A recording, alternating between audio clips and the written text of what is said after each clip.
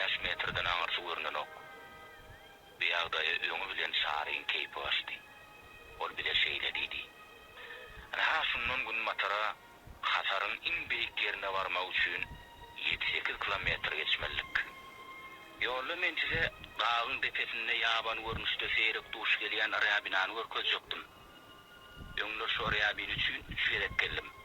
Her gedegem ömür bolup maksadyma ýetibilmän gitdim. Bu gedegem şeýle boldy. Bizimde saat 10'lere seni garaşyp görmeli. Ömür aýrylmasa, ýerimizi aşmak bilen mol bereliň.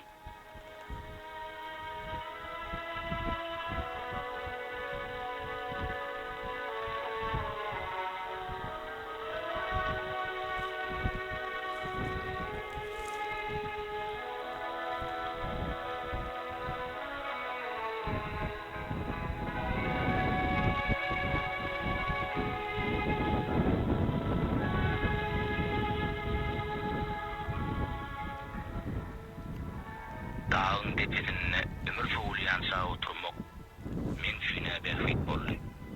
Tebi uğruhana Kasar dağın öwrünün alımları barada bilýän zatlanmy. Guzun vermäge oturdum. Şun Kasar dağı uğruhanasynyň 1977-nji ýylda döredilýändigini ýatladyk. Soňra şöhredimiz Miskirýowy Olga Faminisine barada boldy.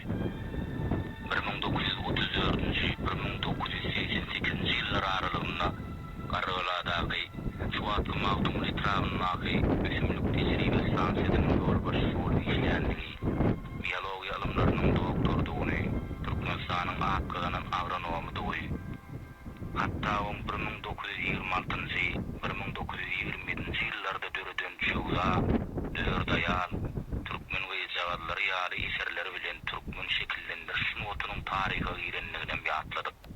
Şeýlede Olga Miskirýowa Hasar dagyny ösýän telmeligi, ýagny mandragorany alymy taýdan öwrenipdi. 1930-njy ýyllarda dünýä meşhur alim, akademik Nikolay Ivanovich Vavilshin bu daglaň özümlük dünýäsini öwrenenligini, bu ýerlere Orta Aziýa göwkerdir diýip bilindiginem ýatladyk. Gurrumlaň arasynda sarmağa ýüzlendi. Amanillah, men size häzir öz bilýän galyply gurrumlarymy aýdyp bileýin. Bizim şöhredimiz şeýle ýetenni oglum Döwran Dawara bilen ömre aýrylypdyr. Obamyz arapça görünüp dur diýdi. Şahatlykly habara öňü bilen şahar begenni. Ol hamahalar onu ýoly düşürdüň diýip şahatlykly dillendi.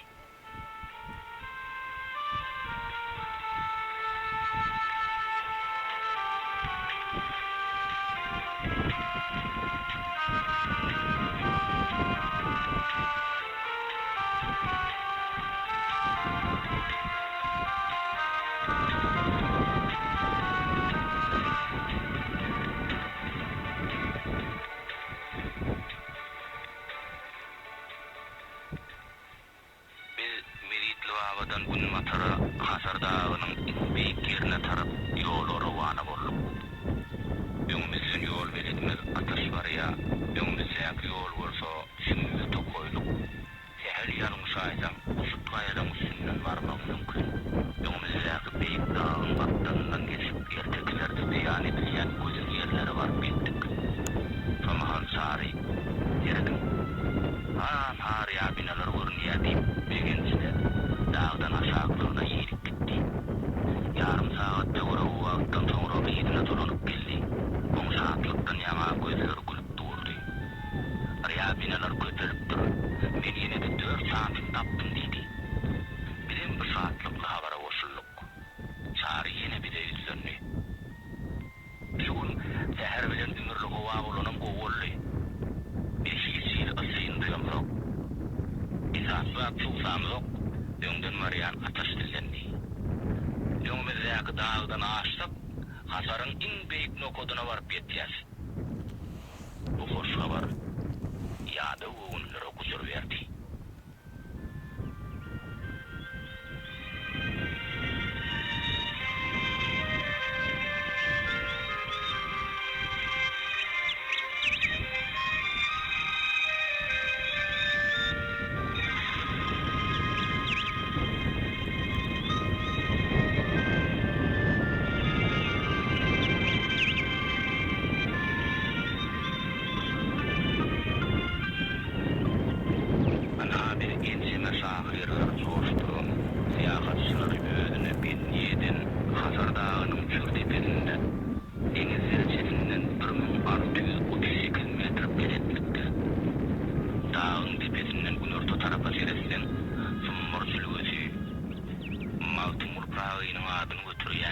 Şeriat merkezi.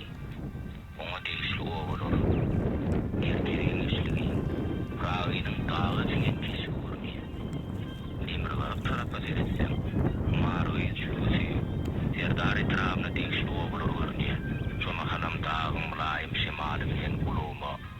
Sınıfta şulluşum Murat Tağif'in şor fitirleri iştilenýär boldy. O zaman iň beýik dağlaryň biri Behişti mekanım, gözüm hasarım. Görüntün sen 361'i Behişti mekanım, gözüm hasarım.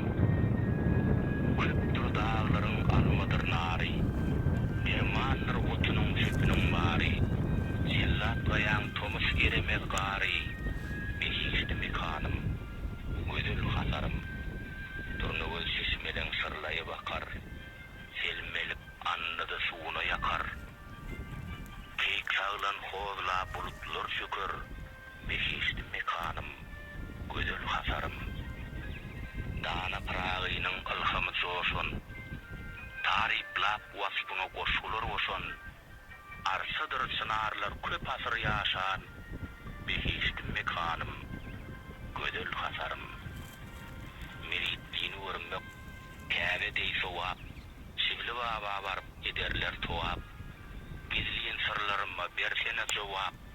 Behişti mekanım, gözül hasarım.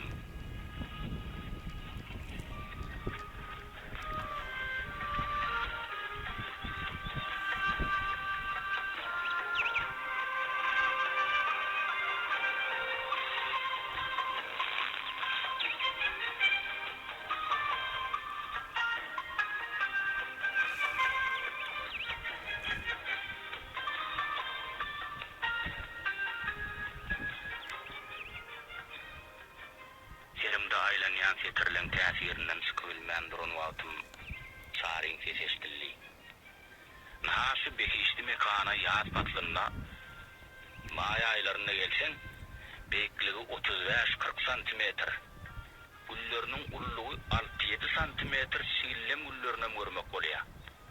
Men eşdişime görä dünýä meşhur gallant gülleriniň hem ata watany şu ýerler bolmaly.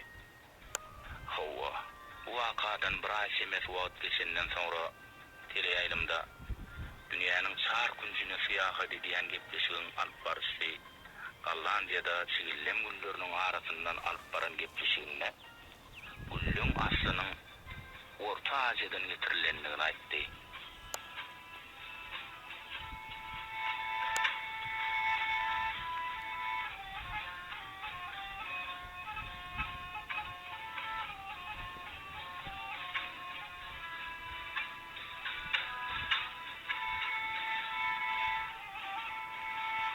Hasardan deyip bulur.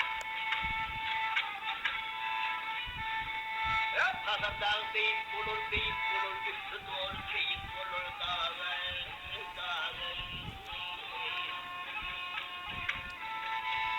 Birbirine deyip bulur, dağın. Barsın hasır dağın.